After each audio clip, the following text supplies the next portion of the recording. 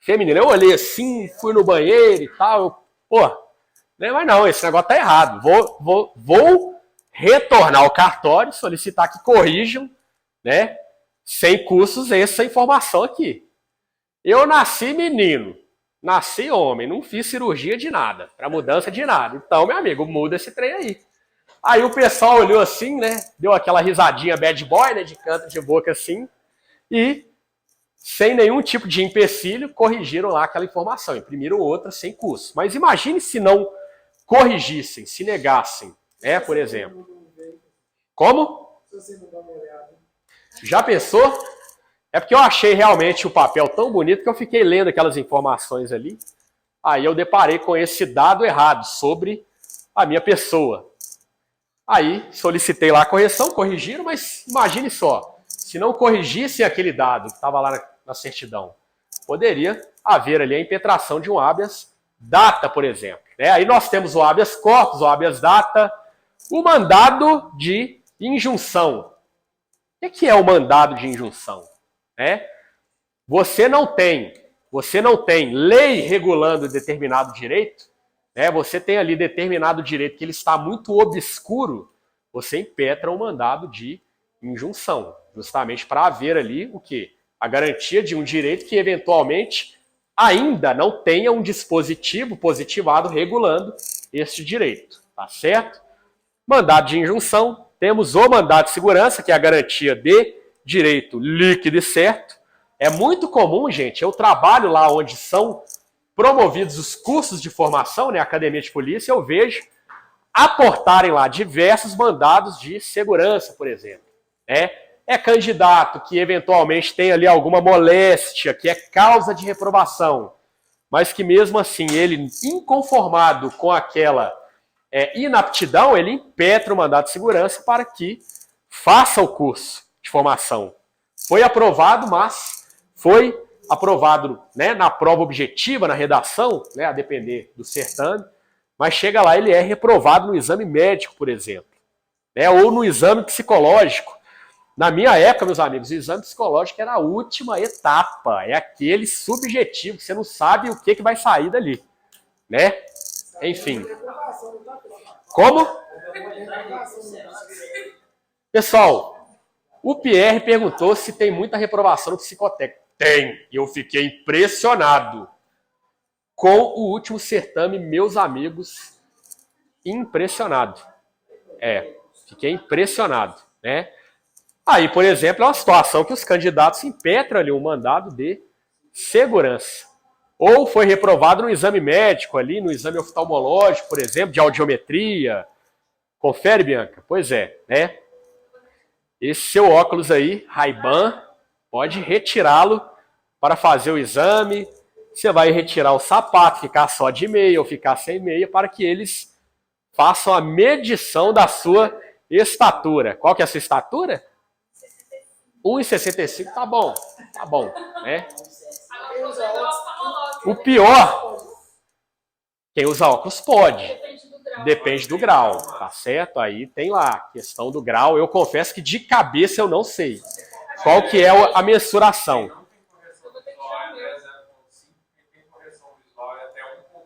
Entendi. Só que você tem 0,3 de variação. Eu esqueci a palavra bonitinha. Entendi. Você tem até 0,3 graus para entrar correto. Ô, meu amigo, logo se vê que você leu o edital de cabo a rabo, meu irmão. Esse é o candidato que nos mata de orgulho, né? Qual que é seu nome, filho? Você pode ter um correção visual até o e você tem 0,3 de... esqueci o nome. Aí, tipo assim, se você tiver... De acuidade visual, seria isso? Alguma coisa nesse sentido. Né? Pois é.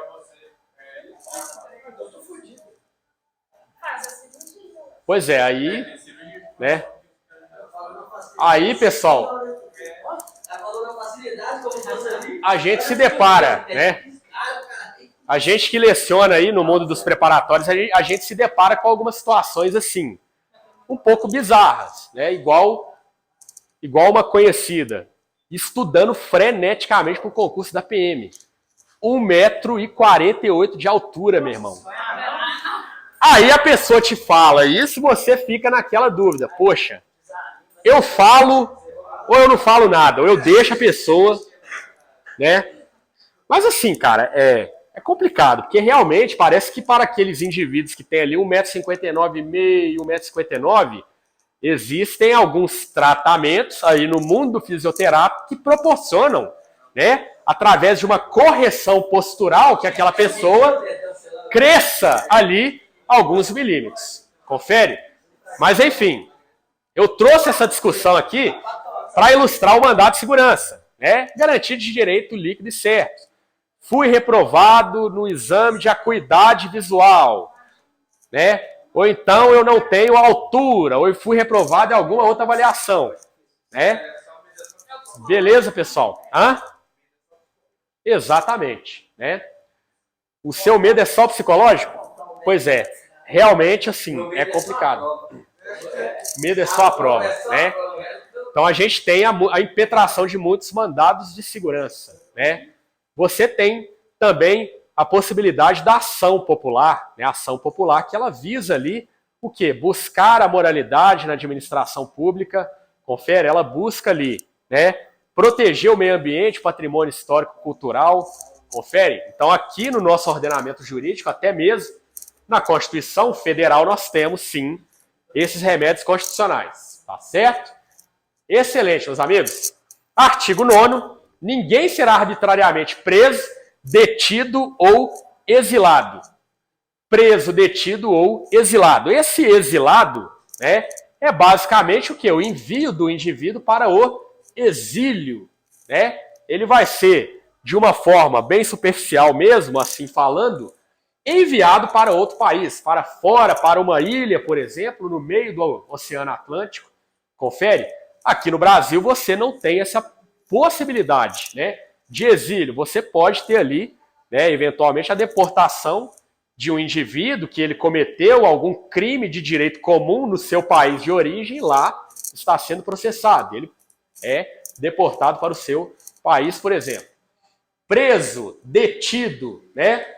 Prisão, detenção. Hoje você tem a reclusão e você tem a detenção no Código Penal, a prisão simples lá na lei de contravenções penais, mas trazendo aqui para os direitos humanos. Como que você prende alguém flagrante hoje? Quais são as circunstâncias que lhe permitem prender uma pessoa em flagrante delito? O Código de Processo Penal, meus amigos, tanto o comum quanto o militar, né, ele fala que qualquer do povo pode, e as autoridades competentes devem prender quem esteja em flagrante delito, por exemplo. O flagrante delito, ele tem diversas ramificações, né? Que eu não vou entrar aqui de forma aprofundada, mas você se depara, por exemplo, você, Pierre, o Thales, o Monteiro, o Jonathan, a Bianca, depara com um cidadão furtando um veículo ou objetos de dentro de um veículo, aqui, de frente ao preparatório. Você, meu amigo, que não é ainda um policial, não é uma autoridade de segurança pública, pode, né? Caso queira, afinal, não é obrigação sua, né? Dá voz de prisão em flagrante. Voz de prisão em flagrante. Ok? Pode? Pode. Pode. Você pode usar da força se você dispuser, né? É lógico que se você não luta nada, meu amigo, deixa o pau quebrar. A polícia, a PM existe, a Polícia Civil existe, é para isso. Ah, eu sou um cidadão que não pertence às forças de segurança pública. Estou vendo um crime acontecer ali, né? Igual é muito comum a gente ver esses lutadores, depara com a situação, vai lá e imobiliza o cidadão infrator, o criminoso, né? Perfeitamente. Usou ali, eu não diria nem da violência, né? Mas da força física ali, moderada, igual a gente aprende lá. Meios moderados. Confere? Beleza. A prisão em flagrante, pois não. Sim. A questão da acuidade visual, confere? Beleza, pode falar aí pro pessoal. Entendi. Uhum. A margem de correção visual refere ao equivalente.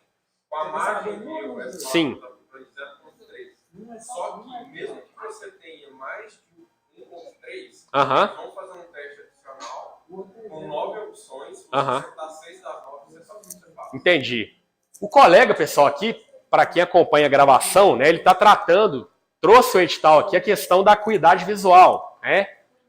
Que é interessante analisar lá no edital. Por isso que eu falo, leia o edital, estude o edital. Literalmente, o edital tem que ser estudado igual ele aparentemente fez. Ok, pessoal? Mas, enfim, né? Voltando aqui, você tem a prisão em flagrante, você tem a prisão em virtude de um mandado de prisão, expedido pela autoridade judicial competente. Confere? Você aborda um cidadão na rua. Você puxa o prontuário dele.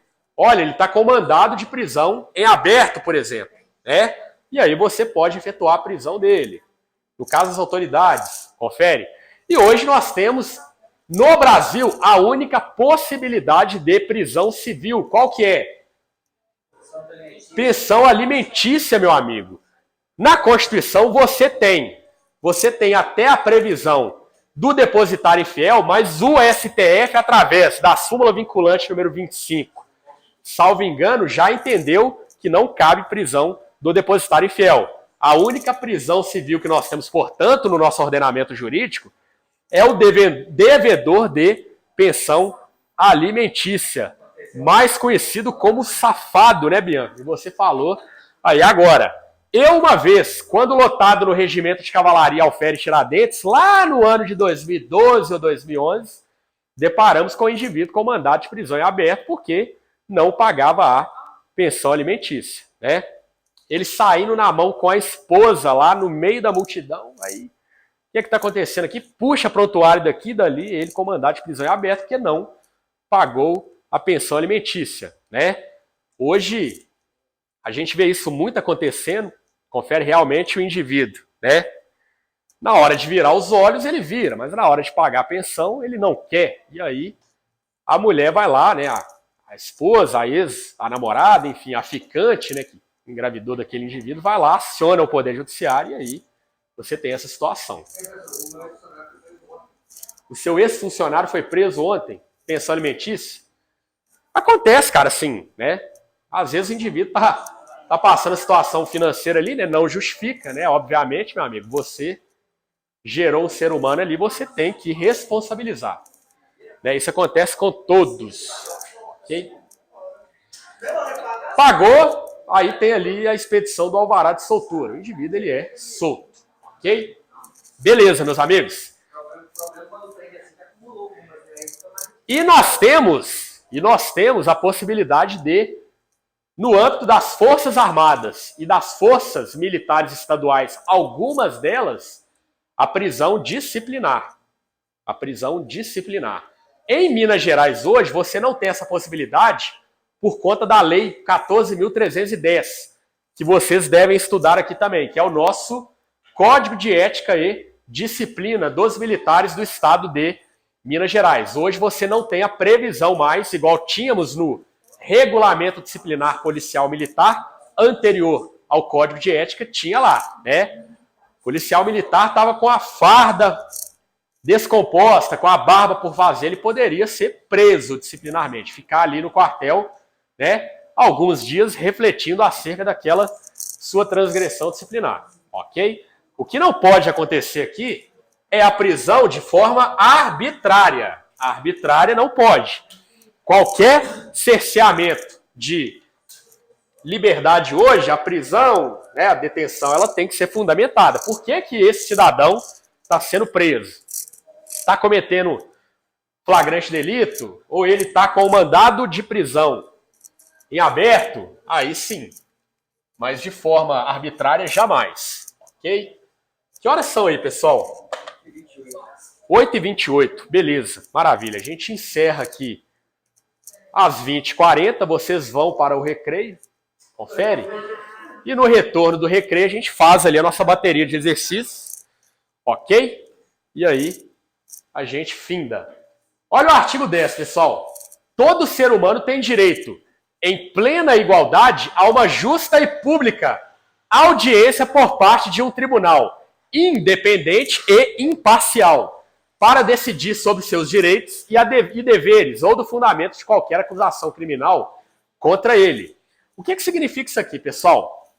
Todas as vezes que um ser humano, uma pessoa, um indivíduo, comete um crime, ele vai, via de regra, ser julgado. Você tem ali a investigação, você tem ali o processo criminal, você tem ali a instrução e julgamento, você tem a decisão final da autoridade competente, que é a sentença.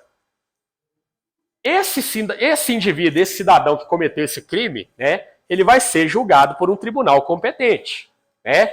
O tribunal competente, ele existe já previamente. Ele está ali, né, constituído por lei. E a função dele é essa função de julgar, de processar. Né?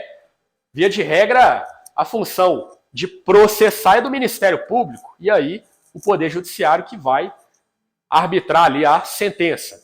Mas isso aqui, meu amigo, significa o seguinte. O indivíduo cometeu um crime de homicídio. Crime doloso contra a vida. Confere? Para onde que vai? Tribunal do Júri. Confere, Thales e Jonathan. Tribunal do Júri. Estão vendo aqui com a professora Mônica. Né? Aquele tribunal do júri, meu amigo, ele está lá já previamente constituído para receber as demandas. Não é um crime, pode não ser um crime doloso contra a vida. É um crime comum, por exemplo, um roubo, um furto.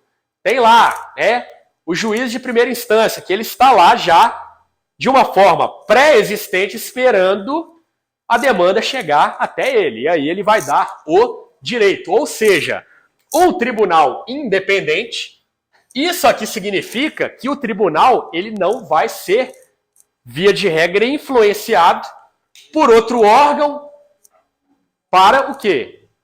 Constar ali a sentença, para impetrar a sentença, para sentenciar, melhor dizendo, sentenciar alguém, ok? Tudo ali de forma legal, tudo ali baseado tão somente na lei.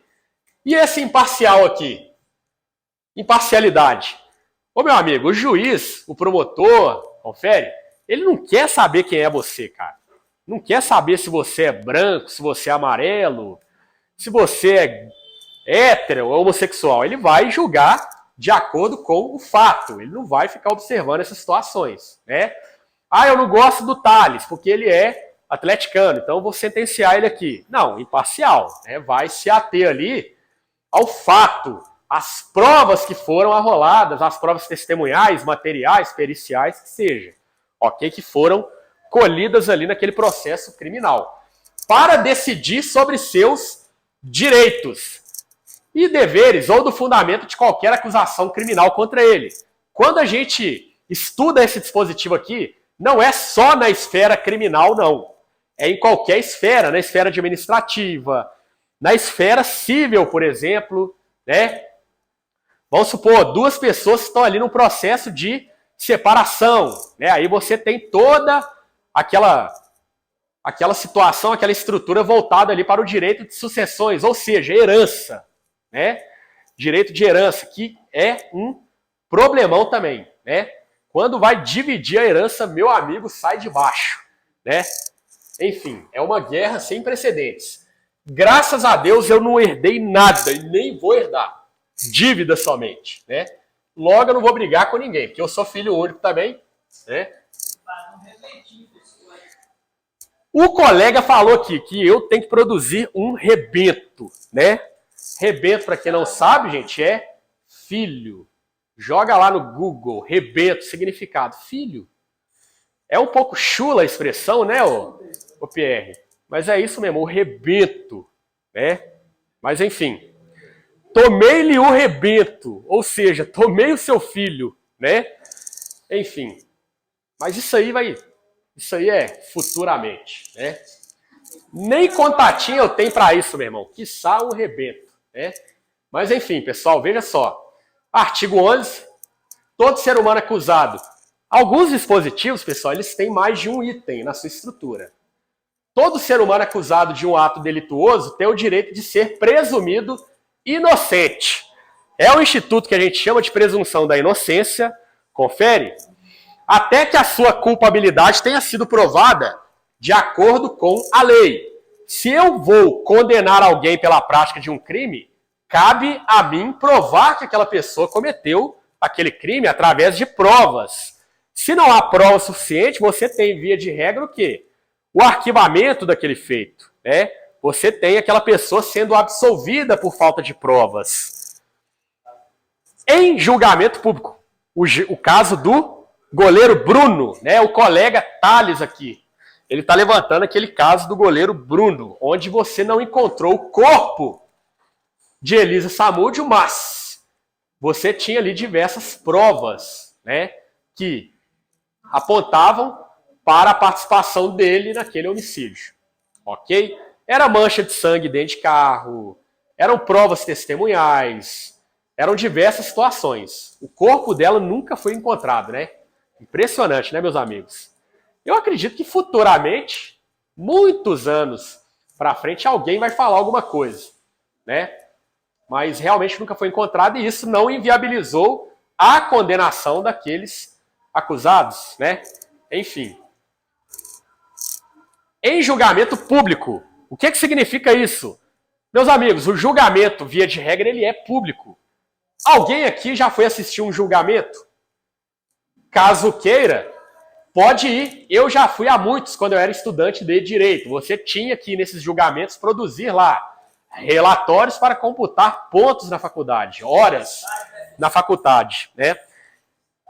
Eu não fiz estágio, porque como eu sou servidor público, né, servidor militar, melhor dizendo, então eu fui dispensado do estágio propriamente dito. Confere? Exatamente, né?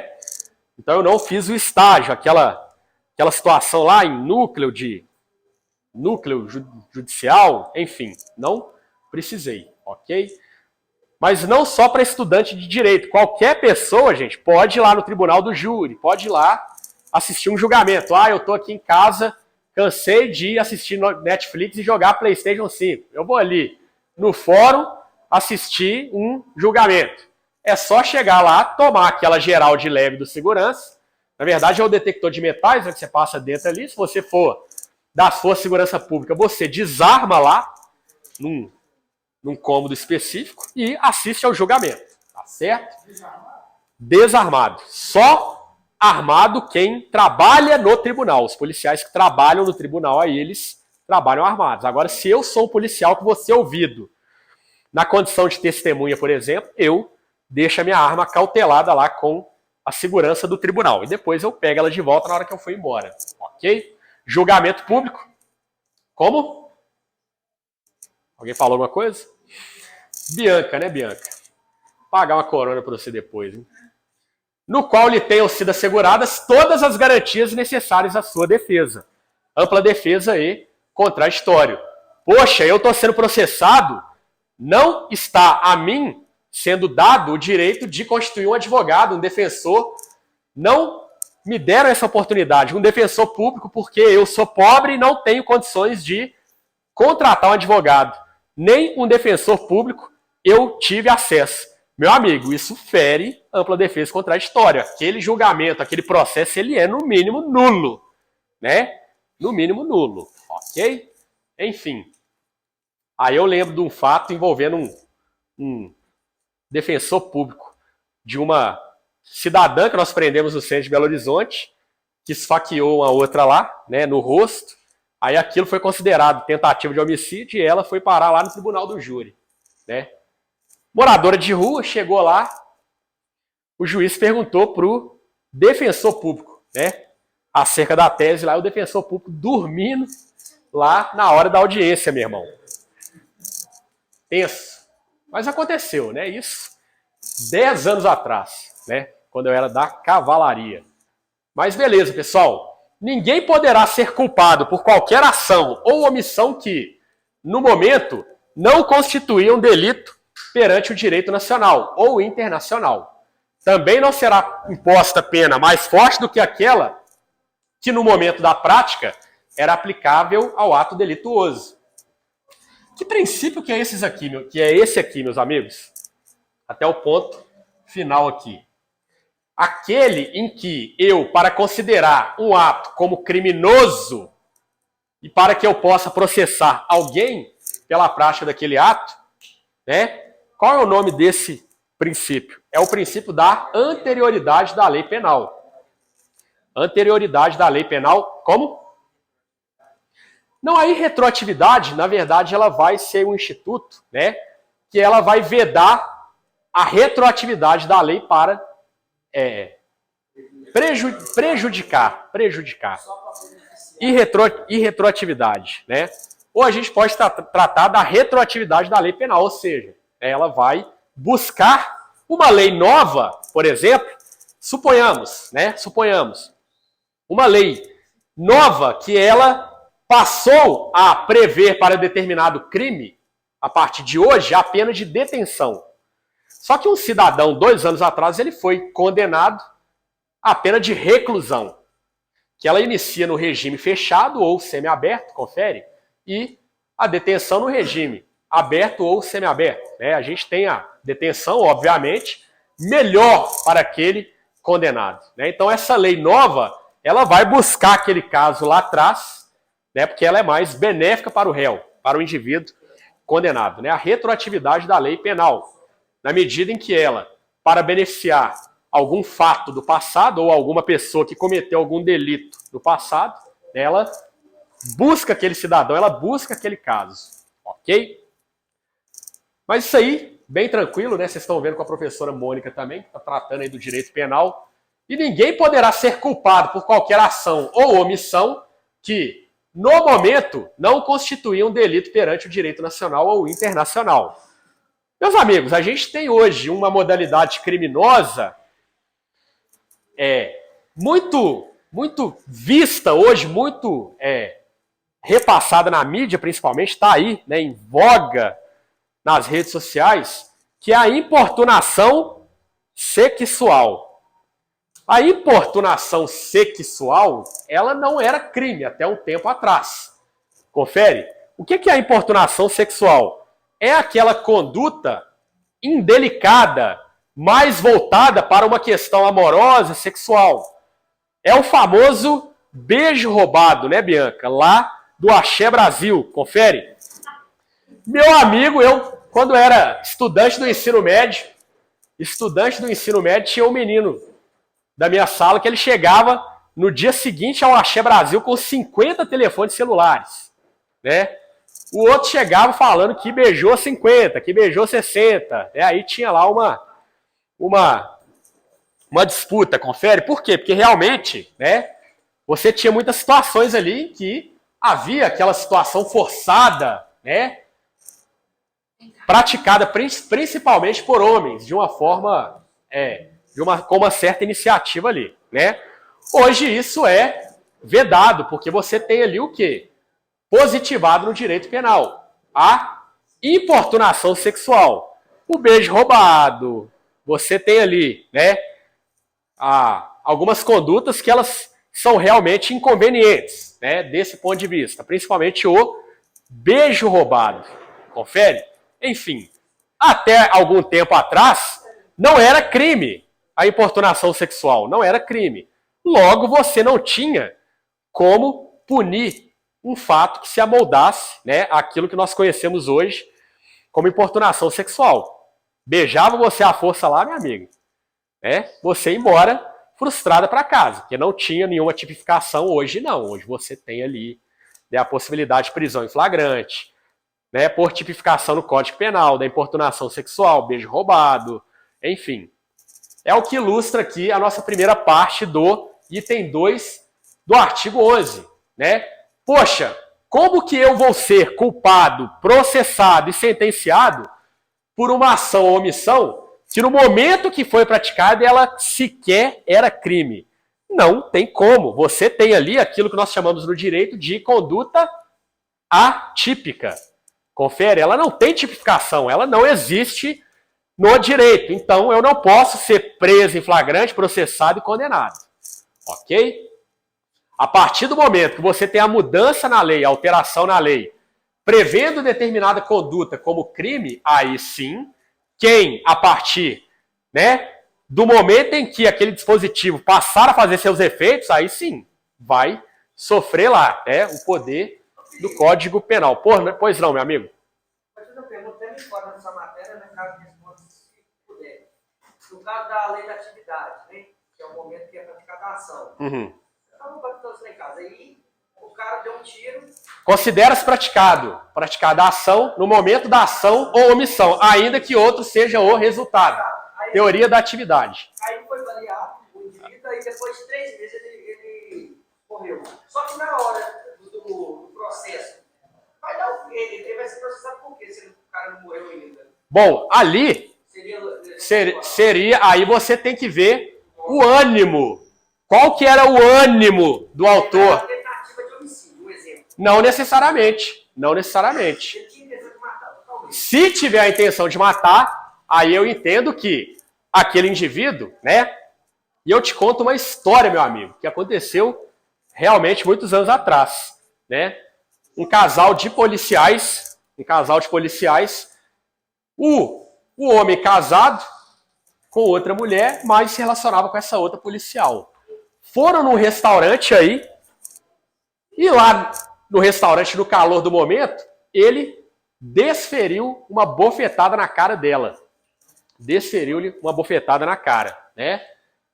O que ela fez? Ela foi no carro, buscou uma arma de fogo e descarregou a arma de fogo nesse outro policial. Ele veio a falecer, salvo engano ali, 2 meses depois. 2 meses depois. No primeiro momento você tem, né, o homicídio tentado, porque o indivíduo ele não faleceu. Isso no caso de que realmente a intenção era matar, né? Aí o caso concreto ele é muito complicado, porque depende, né? Às vezes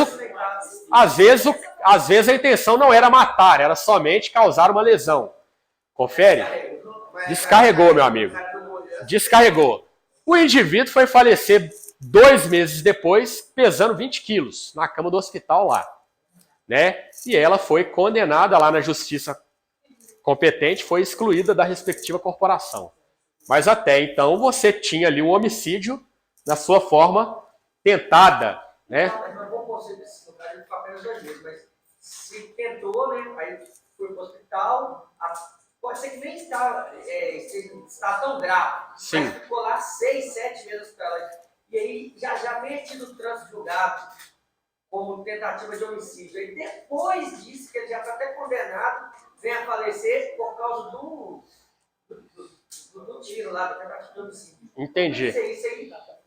Aí tem que ver no caso concreto, porque se o processo já findou, aí você tem o que nós chamamos de coisa julgada, entendeu? Aí, né, ele é processado nesse sentido, ok? Ele é processado nesse sentido, com base no, ao meu ver, né, no homicídio tentado, ok? E não no homicídio consumado. O que é o crime tentado e o crime consumado, né? O crime consumado é aquele que, iniciado, né, neles se reúne todas as suas definições legais, todos os elementos de sua definição legal. É a definição que nós temos mais comum. E o crime tentado é aquele que, iniciado, ele não se consuma por circunstâncias alheias à vontade do agente. Ok, pessoal? Mas, no meu entendimento, é isso, né? O meu ponto de vista é esse, né? Já teve ali o trânsito em julgado, apesar de que 7 meses, meu amigo, 7 meses nem a investigação terminou, né? Em muitas situações, porque demora pra cauaca, meu irmão. Demora muito, né? Ali do processo investigatório até a sentença condenatória transitada em julgado, demora ali muito tempo, né? Mas se houve ali o trânsito em julgado, meu amigo, ele foi condenado por homicídio tentado, eu entendo que vai ficar ali no homicídio tentado, beleza? Maravilha? Que horas são aí, pessoal, por gentileza? 8h48, né? Beleza. Vamos lá para o intervalo, então?